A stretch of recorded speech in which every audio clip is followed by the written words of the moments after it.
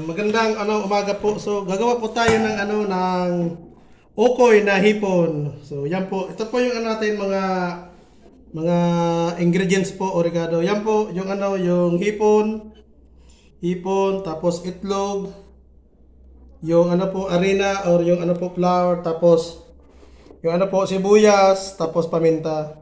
So ang gagawin lang natin po paghalo-halo lang natin. So yung hipon pala po may na po ito, konting po asin. So ilalagay natin po dito sa mixing bowl para yan po natin ilagay. So yan po.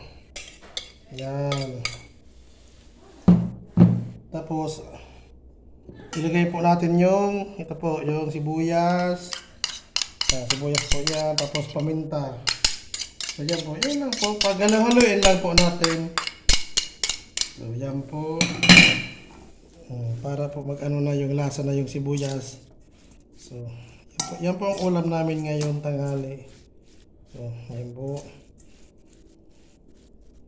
Tapos ilalagay na po natin yung yung itlog po. So yan. Ganyan lang po, alo-aloy lang natin.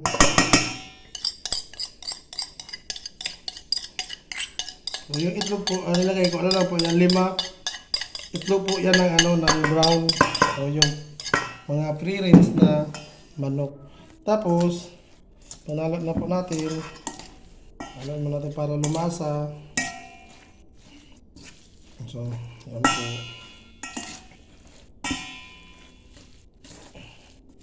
So ilalagay na po natin yung flour o yung harina. Yan po. So yung harina po, inano ko po yan.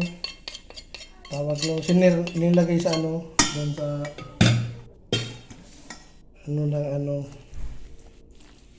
para makasama yung pillow talaga, walang bilog na harina. So, pinadaan ko po yan doon sa saraan, sa strainer ng yan po. So yan po, ano lang.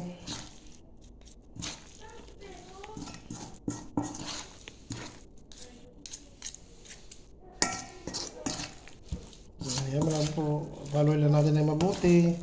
Mas maganda kasi yung yung tama lang na arena. Kasi pangit naman puro na arena. Ayan po. Tama lang po, mabilog lang po yung yung hipon. So, ayan po. Ayan.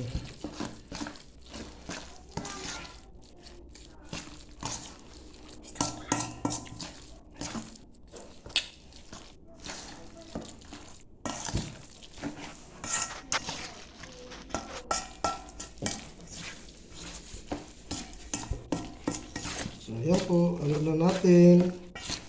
Halo. Ayan.